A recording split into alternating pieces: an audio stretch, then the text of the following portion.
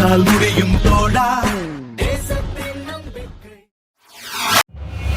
அரசியல் சூழலுக்கு தள்ளப்படுகிறாரா சகாயம் IAS?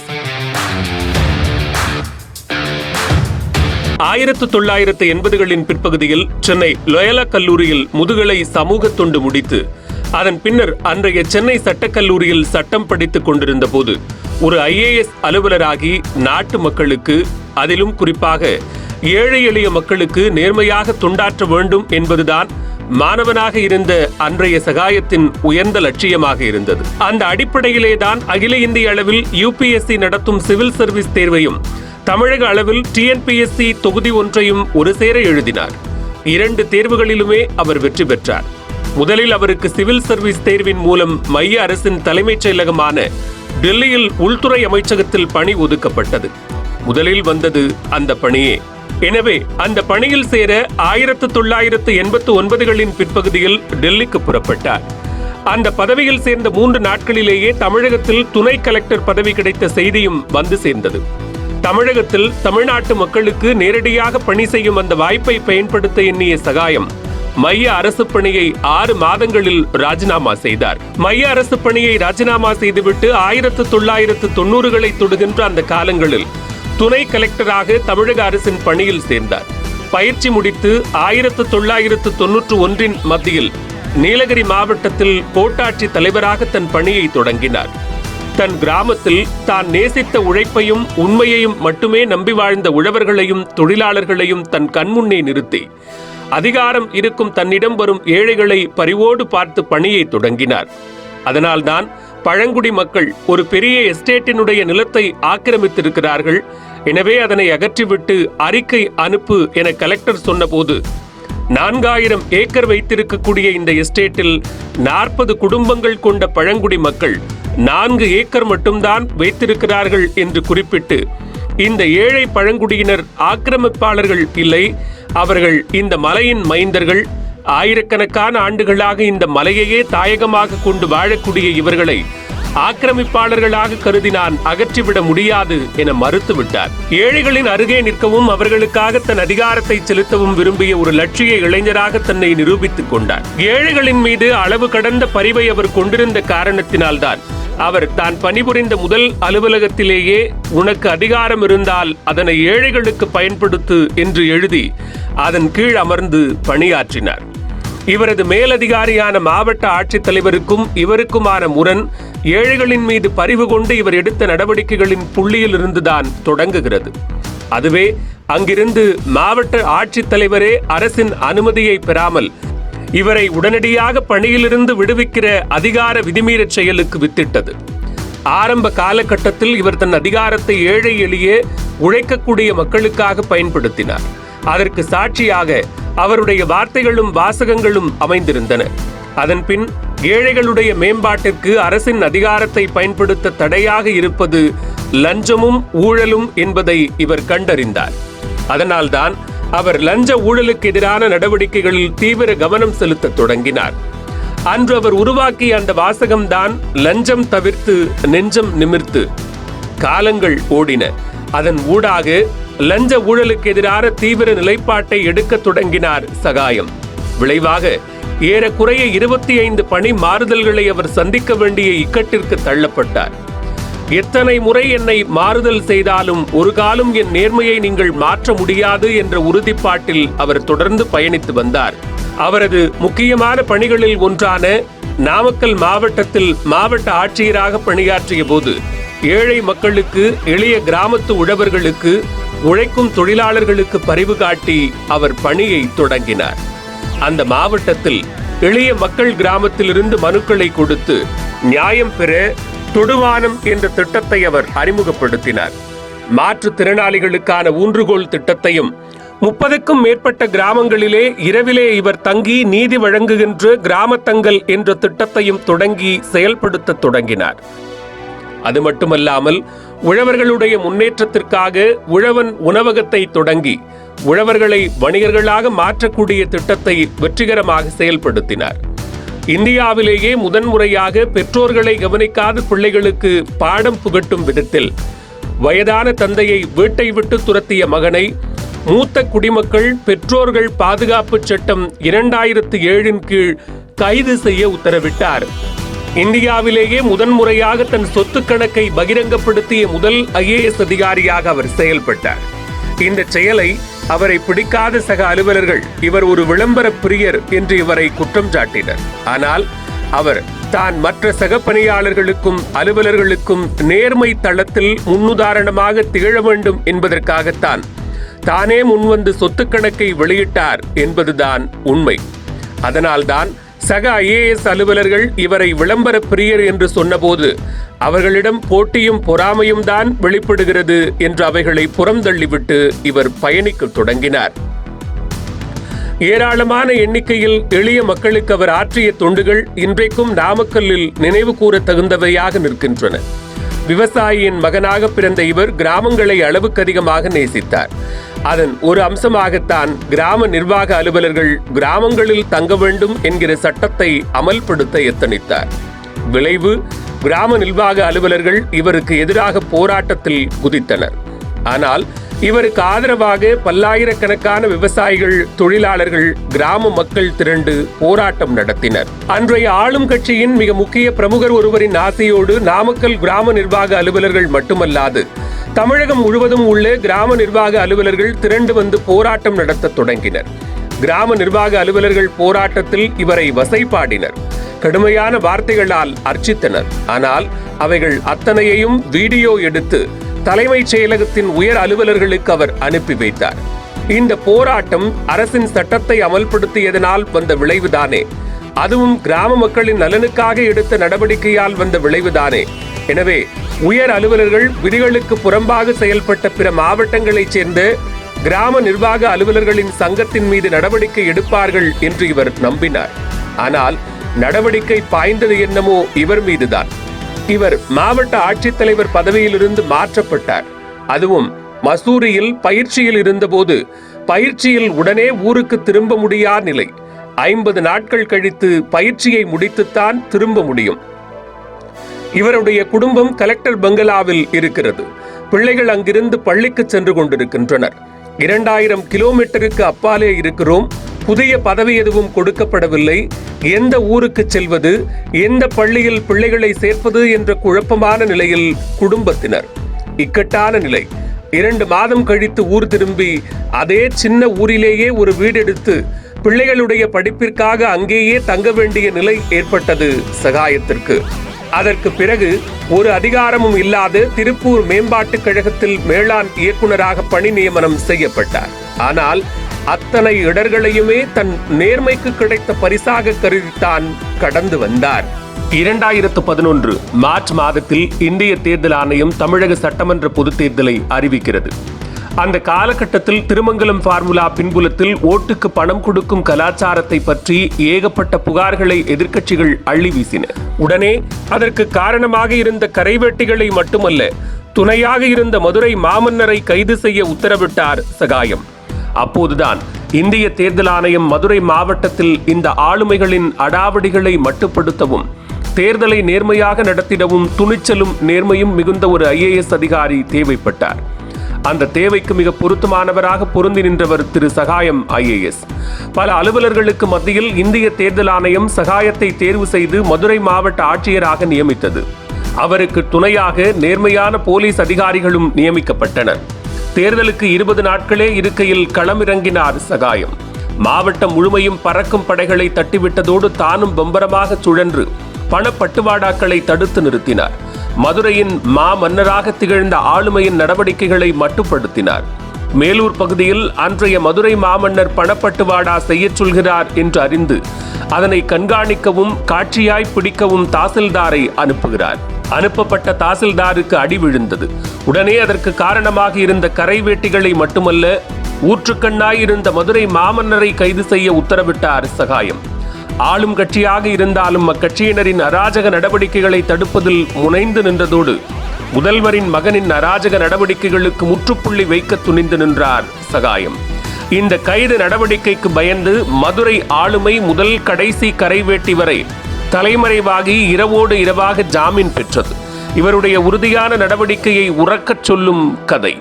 இப்படி கடுமையான நடவடிக்கைகள் எடுத்த காரணத்தால் மதுரை மாவட்டம் முழுமையும் அன்றைய ஆளும் கட்சியினரால் இவரது கொடும்பாவி எரிக்கப்பட்டது. இவரை மாற்றச் சொல்லி உயர்நீதிமன்றத்தில் 2 வழக்குகள் தொடரப்பட்டன. தேர்தல் அலுவலராக இருந்த ஒரு துணை ஆட்சியர் சகாயத்தின் மீது பொய் குற்றச்சாட்டுக்களை சொல்லி ஆளும் கட்சிக்கு ஆதரவாக ஆஸ்பத்திரியில் போய் படுத்துக் கொண்டார். இப்படி தொடர்ந்து இவருக்கு இடையூறு பல வந்தாலும் இவர் மதுரை மாவட்டத்தில் அன்றைய நாளில் தேர்தலை மிக நேர்மையாக நியாயமாக நடத்தி காட்டி இந்திய தேர்தல் ஆணையத்தின் பாராட்டை பெற்றார். அனைத்து கட்சியினரும் பொதுமக்களும் சகாயத்தின் நேர்மையான நடவடிக்கையை பாராட்டினர். இதுகாரும் பயந்திருந்து பதுங்கியிருந்த எதிர்க்கட்சியினரான அதிமுகவினரே இவரை எங்கள் தங்கம், மதுரை வீரன், மதுரையை மீட்ட சுந்தரபாண்டியன் என்றெல்லாம் பாராட்டு மழையில் குளிர வைத்த சம்பவங்கள் உண்டு. அதனால்தான் அதனைத் தொடர்ந்து அதிமுக ஆட்சி வந்தபோது ஜெயலலிதா எல்லா மாவட்ட ஆட்சியர்களையும் மாற்றிய போது இவரை மாற்றாமல் அங்கேயே பணிபுரிய அனுமதித்தார். ஆனால் அடுத்த 11 மாத காலத்தில் கிரானைட் முறைகேட்டை இவர் வெளிக்கொண்டு வந்து 16,000 கோடி அரசுக்கு இழப்பு என்று அறிக்கை அனுப்புகிறார். அனுப்பிய 3வது நாளில் தலைமைச் செயலர் இவரை ஆய்வுக் கூட்டத்திற்கு வாருங்கள் என்று அழைக்கிறார். ஆய்வுக் கூட்டத்திற்கு வந்திருந்த இவரை கூட்டம் எதுவும் நடத்தாமல் தலைமைச் செயலர் வெறுமனே இவரை வாழ்த்தி அனுப்பிவிட்டார். இவர் அங்கிருந்து மதுரைக்கு செல்ல மீனம்பாக்கம் ஏர்போர்ட் நுழைகிற போதே இவர் மதுரை கலெக்டர் பதவியிலிருந்து கோஆப்டெக்ஸுக்கு தூக்கி அடித்தது அதிமுக அரசு. மதுரை மாவட்ட ஆட்சியர் பதவியை ஒப்பிடுகிற போது கோஆப்டெக்ஸ் மேலாண் இயக்குனர் பதவி என்பது அதிகாரம் குறைந்த பதவி. ஆனாலும் மனம் வலித்தாலும் முகம் சுளிக்காமல் அந்த பதவியை ஏற்றுக்கொண்டார். 12 வருடங்களாக நஷ்டத்தில் இயங்கிய கோஆப்டெக்ஸை ஒரே ஆண்டில் லாபகரமான நிறுவனமாக மாற்றினார். 80 ஆண்டு கால கோஆப்டெக்ஸ் இயக்கத்தில் ஏழை நெசவாளர்களுக்கு இதுகாரும் வழங்கப்படாத போனஸை இவர் வழங்கியது வரலாற்றில் முதன்முறை. இவர் காலத்தில் கோஆப்டெக்ஸ் மிகச்சிறந்த நிறுவனமாக தேர்ந்தெடுக்கப்பட்டு இந்திய அரசால் 2 தேசிய விருதுகள் வழங்கப்பட்டது. இவர் காலத்தில்தான் முதன்முறையாக வேட்டி தினம் தமிழகத்தில் அறிமுகப்படுத்தப்பட்டது. தங்கமழை பரிசு திட்டம், பரிசு கூப்பன் திட்டம், நெசவாளர்களின் வாழ்க்கை குறிப்போடு புகைப்படத்தை சேலைகளில் இணைப்பது போன்ற புதுமைகளை இவர் நடத்தி காட்டி கோஆப்டெக்ஸின் வணிகத்தை பெருக்கினார். இந்த நிலையில் கோஆப்டெக்ஸ் கள்ளக்குறிச்சி விற்பனை நிலையத்திற்காக அதன் மேலாளர் கள்ளக்குறிச்சி பேருந்து நிலையத்தில் ஆளும் கட்சி நகராட்சி தலைவரிடம் இடம் கேட்கச் சென்றார். கோஆப்டெக்ஸ் அதே பேருந்து நிலையத்தில் விற்பனை நிலையத்தை 50 ஆண்டு காலமாக நடத்தி வந்ததுதான் உண்மை. ஆனால் நகராட்சி தலைவர் தன் சுய லாபத்திற்காக ஏற்கனவே தன் விருப்பம் போல கடையை பிறருக்கு ஒதுக்கிவிட்டார். இந்நிலையில் மேற்கண்ட மேலாளர் ஆளும் கட்சி நகராட்சி தலைவரை அணுகி இடம் வேண்டுமென்று தொடர்ந்து வேண்டுகோள் வைக்கிறார். அதனால் தொடர்ந்து வற்புறுத்திய மேலாளரை அடித்து துரத்திவிட்டார் நகராட்சி தலைவர். மேலாளரை தாக்கிய கள்ளக்குறிச்சி நகராட்சி தலைவரை கைது செய்ய வேண்டி காவல் கண்காணிப்பாளருக்கும் டிஜிபிக்கும் தொடர்ந்து மெயில் அனுப்பி வற்புறுத்துகிறார் சகாயம். இந்த நிலையில் அன்றைய தினம் கைத்தறித்துறை அமைச்சராக இருந்த கோகுல இந்திரா சகாயத்திடம் அந்த புகாரை திரும்ப பெற அந்த மேலாளரை அறிவுறுத்தும்படி கேட்டுக்கொள்கிறார். உங்களுக்கு கீழே பணியாற்றுகின்ற அலுவலர் தாக்கப்பட்டதற்கு நீங்களே நீதி வாங்கி கொடுத்திருக்க வேண்டும், மாறாக புகாரை திரும்ப பெற சொல்வது எந்த வகையில் நியாயம் என்று கேட்டிருக்கிறார். அது மட்டுமல்லாது அந்த மேலாளர் புகாரை திரும்ப பெற மாட்டார் என்று உறுதியாக சொல்லிவிட்டார். அதன் பிறகு கைத்தறித்துறை அமைச்சர் சில அமைச்சர்களோடு கூட்டம் நடத்தி அந்த மேலாளரை மிரட்டி அந்த புகாரை திரும்ப பெறச் செய்து விட்டார். அதனால் வெகுண்டெழுந்த சகாயம் ஐஏஎஸ் அந்த கைத்தறித்துறை அமைச்சர் மீது நடவடிக்கை எடுக்க கோரி தலைமைச் செயலருக்கு கடிதம் எழுதி முதலமைச்சருடைய கவனத்திற்கு கொண்டு போக வற்புறுத்தினார். இந்நிலையில் தாக்கப்பட்டவருக்கு நீதி கிடைக்க போராடிய சகாயம் 10 நாளில் கோஆப்டெக்ஸ் மேலாண் இயக்குனர் பதவியிலிருந்து இந்திய மருத்துவத்துறையின் இயக்குனராக மாற்றப்படுகிறார். கோஆப்டெக்ஸின் உண்மை ஊழியர் ஆளும் கட்சி தலைவரால் தாக்கப்பட்டதற்கு நியாயம் கேட்ட தன்னை அநியாயமாக மாற்றிவிட்டார்கள் என்றாலும் வலியை மறைத்துக் கொண்டு புதிய பதவியில் சேர புறப்பட தயாரானார் சகாயம். அந்த பதவியில் சேருவதற்கு முன் 48 மணி நேரத்திற்குள் அங்கிருந்து அறிவியல் நகரத்தின் துணைத் தலைவராக மாற்றப்பட்டார். 800 பேர் கொண்ட கோஆப்டெக்ஸில் இருந்து 8000 பேர் கொண்ட இந்திய மருத்துவத்துறைக்கு மாற்றப்பட்டு அங்கேயும் சேரவிடாமல் கடைசியில் 8 பேர் கூட இல்லாத அறிவியல் நகரத்திற்கு மாற்றப்பட்டதில் நெருடல் ஏற்பட்டாலும் நேர்மைக்கு கிடைத்த பரிசாகவே எண்ணிக்கொண்டார் சகாயம். அவர் பணியில் சேர்ந்த 3 நாளில் சென்னை உயர்நீதிமன்றம் கிரானைட் விசாரணையை நடத்தச் சொல்லி சட்ட ஆணையராக நியமனம் செய்தது. தமிழக அரசே தடை போட்ட அந்த பணியை பல மிரட்டல்களுக்கு அஞ்சாமல் தடைகளை தாண்டி அந்த விசாரணையை வெற்றிகரமாக நடத்தி அறிக்கை அளித்தார் சகாயம். 1,00,000 கோடிக்கும் மேலாக இழப்பென்று குறிப்பிட்டு இந்தியாவினுடைய மெகா கிரானைட் ஊழலை வெற்றிகரமாக வெளிக்கொணர்ந்தார். ஆக அரசு அளிக்கின்ற பதவியாக இருந்தாலும் சரி, இந்திய தேர்தல் ஆணையம் அளிக்கின்ற பதவியாக இருந்தாலும் சரி, உயர்நீதிமன்றம் அளிக்கின்ற பொறுப்பாக இருந்தாலும் அதனை நேர்த்தியோடும் நேர்மையோடும் செய்வதே சகாயத்தின் பாணி.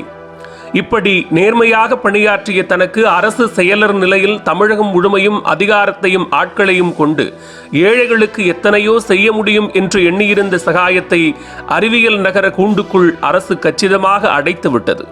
இவரது அதிகார எல்லை இவரது அலுவலக படிக்கட்டுக்குள்ளேயே முடங்கி போனது. தன் லட்சியமான ஏழை எளிய மக்களின் முன்னேற்றத்திற்கு உதவுகின்ற வாய்ப்பு தனக்கு கிட்டவில்லை என்ற ஆதங்கம் அவரது அடிமனதை துளைத்தது. அதனை அவர் வெளிக்காட்டிக் கொள்ளவே இல்லை. இனி தம்மை போன்ற நேர்மையான அலுவலர்கள் இந்த ஊழல் அமைப்பில் தொடர்ந்து பணியாற்ற முடியாது என்று உணர்ந்தார்.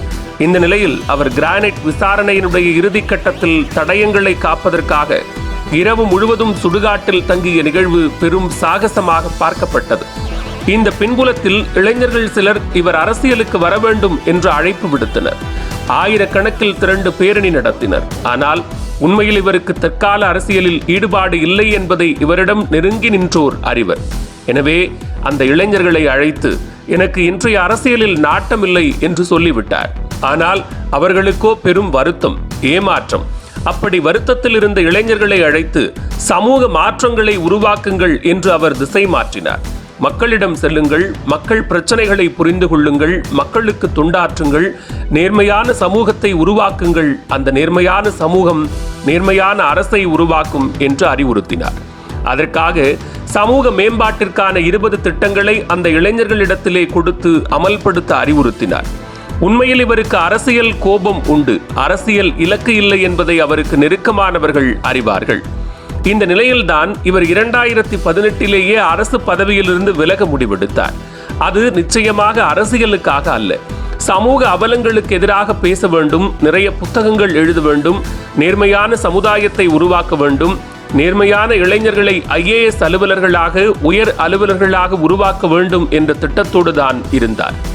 ஆனால் அவர் தன்னுடைய சொந்த பிரச்சனையால் அந்த முடிவை தள்ளி போட்டு வந்தார். அரசு இவருக்கு பொருத்தமான பதவி வழங்காமல் 7 ஆண்டுகளாக அதிகாரம் இல்லாத ஒரே பதவியில் வைத்திருந்தது மட்டுமல்லாது, வெளிநாடு வாழ் தமிழர்கள் அழைக்கின்ற நிகழ்வுகளுக்கு அனுமதி மறுத்தது போன்று இவரின் சின்ன சின்ன கோரிக்கைகளை கூட உதாசீனப்படுத்துவது என்கின்ற நிலை தொடர்ந்து வந்தது. இந்நிலையில்தான் 30/9/2020 அன்று தமிழக அரசின் தலைமைச் செயலருக்கு 9 பக்க கடிதம் ஒன்றை எழுதினார் சகாயம். அதில், என்னை போன்ற நேர்மையாளர்களை ஏன் புறக்கணிக்கிறீர்கள்? நேர்மையாய் நின்றதை தவிர வேறு என்ன தவறு செய்து விட்டோம்? நம்முடைய நாட்டின் முன்னோர்களான பெருந்தலைவர்கள் IAS போன்ற பதவிகளை தொடர அனுமதித்ததே அரசு இயந்திரத்தில் நேர்மையை நிலைநாட்டி மக்களின் முன்னேற்றத்திற்கு உதவத்தானே. ஆனால் உங்களுடைய பணிமாறுதல் கொள்கை நேர்மையாளர்களுக்கு எதிராகவே இருக்கிறது என்று காட்டமாகவே எழுதினார். அதில் காந்திஜியினுடைய சொற்றொடரோடு அந்த கடிதத்தை முடித்து அடுத்த நாளே 2/10/2020 அன்று காந்தி பிறந்த நாள் அன்று தன்னுடைய விருப்ப ஓய்வை கேட்டு தமிழக அரசுக்கு கடிதம் எழுதினார். அந்த விருப்ப ஓய்வு கடிதத்தில் தன்னை 30/12/2020 அன்றோ அல்லது 30/1/2021 அன்றோ விடுவிக்கும்படி கேட்டுக்கொண்டார். தேசத்தந்தை காந்திஜியின் பிறந்த நாள் அன்று விருப்ப ஓய்விற்கு விண்ணப்பித்ததால் காந்திஜியின் நினைவு நாளன்றோ அதற்கு முன்பாகவோ அரசு பதவியிலிருந்து விலக வேண்டும் என்பதுதான் அவரது விருப்பம். ஆனால் எழுதிய 9 பக்க கடிதத்திற்கோ விருப்ப ஓய்வு கடிதத்திற்கோ எந்த பதிலும் வராத நிலையிலும் தலைமைச் செயலாளரோ பிற IAS அதிகாரிகளோ தன்னிடம் நேரடியாகவோ தொலைபேசியிலோ அழைத்து பேசாத நிலையில் 30/12/2020 அன்றைய நாளுக்கு முந்தைய நாளான 29/12/2020 அன்று தலைமைச் செயலருக்கு மீண்டும் ஒரு மெயிலையும் ஒரு கடிதத்தையும் அனுப்புகிறார். அந்த கடிதத்தில் தன்னை 30/12/2020 அன்று விடுவிக்க வேண்டாம், மாறாக 30/1/2021 அன்றோ அல்லது அதற்கு முன்பாகவோ அரசும் தானும் முடிவெடுத்த ஏதாவது ஒரு நாளில் தன்னை விடுவிக்கும்படி கேட்டுக்கொண்டிருக்கிறார். அதற்காக தான் தலைமைச் செயலரை சந்திக்க வேண்டும் என்று குறிப்பிடுகிறார். இந்த நிலையில் தலைமைச் செயலாளர் தன்னை அழைப்பார், அவரிடமே பேசி 30/1/2021 ஏதாவது ஒரு நாளில் தன்னை விடுவிக்கும்படி கேட்டுக்கொள்ளலாம் என்று காத்திருந்தார் சகாயம். அதன் காரணமாக தனக்கான பென்ஷன் போன்ற கருத்துருக்களை கூட தயார் செய்யாமலேயே இருந்தார். இந்த நிலையில் 2/1/2021 அன்று விடுமுறையான அன்றைய நாளில் அரசாணை வெளியிட்டு தமிழக அரசு இவரை விடுவித்திருந்தது. இந்த நிலையில் 29/12/2020 அன்று அனுப்பிய மெயில், கடிதம் ஆகியவற்றிற்கு எந்த பதிலும் சொல்லாமல் இப்படி அரசாணை அனுப்பியிருப்பது சரியல்ல என்று இவர் அதனை பெற மறுத்துவிட்டார். உடனடியாக 30/1/2021 முன்பாக தான் விரும்புகிற ஒரு நாளில் தன்னை விடுவிக்குமாறு கோரி மீண்டும் ஒரு மெயில் அனுப்புகிறார். அனுப்பிவிட்டு 3ஆம் தேதி அலுவலகத்திற்கு செல்கிறார்.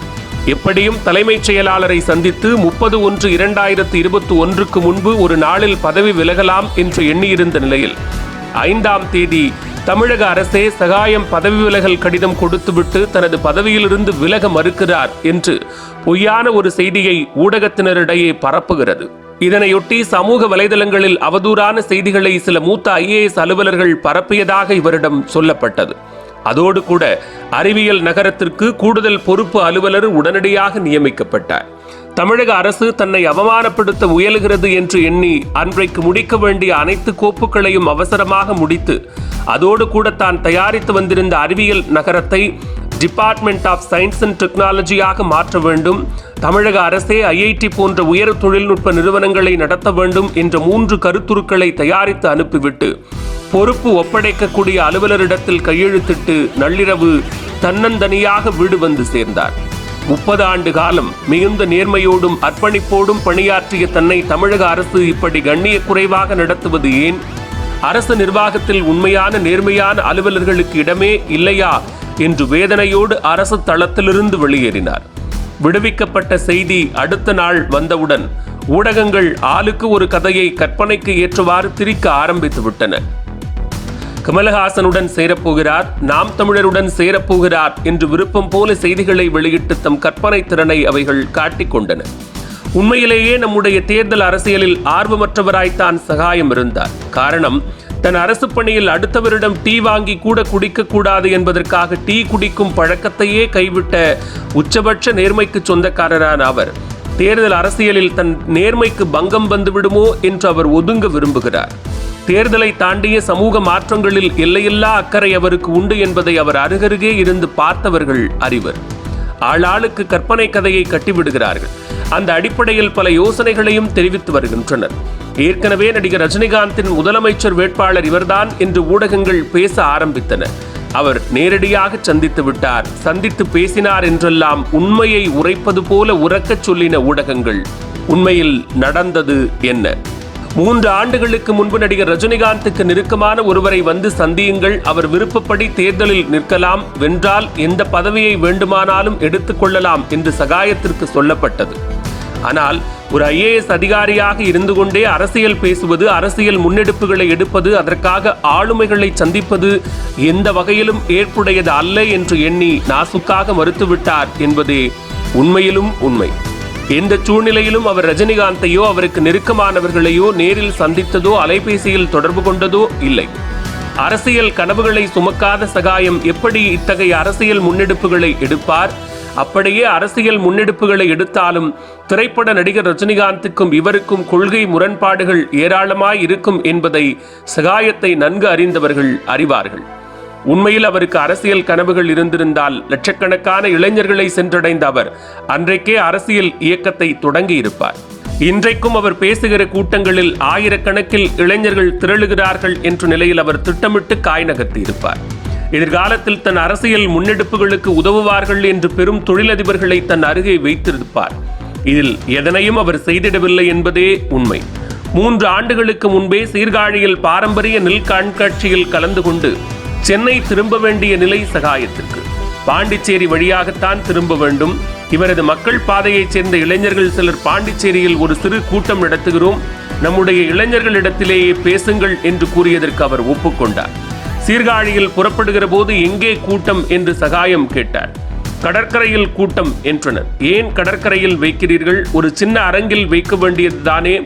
40-50 பேர் கலந்து கொள்வதற்கு எதற்கு கடற்கரையில் கூட்டம் என்று கேட்டுவிட்டு சீர்காழியிலிருந்து புறப்பட்டார். 6 மணிக்கு தொடங்க வேண்டிய கூட்டம் இவர் வந்து சேர்ந்தபோது 7:30 மணி ஆனது. அதிகபட்சமாக கடற்கரையில் சில 100 பேர் இருக்கலாம் என்று எண்ணிச் சென்ற சகாயத்திற்கு கூட்டத்தை பார்த்ததும் ஆச்சரியம். கட்டுக்கடங்கா கூட்டம். 7000-லிருந்து 8000 இளைஞர்கள் வந்திருந்தனர். தான் பணி செய்யாத பாண்டிச்சேரியில் கூட தான் சென்றடைந்திருக்கிறோம் என்பதை உணர்ந்து கொண்டார் சகாயம்.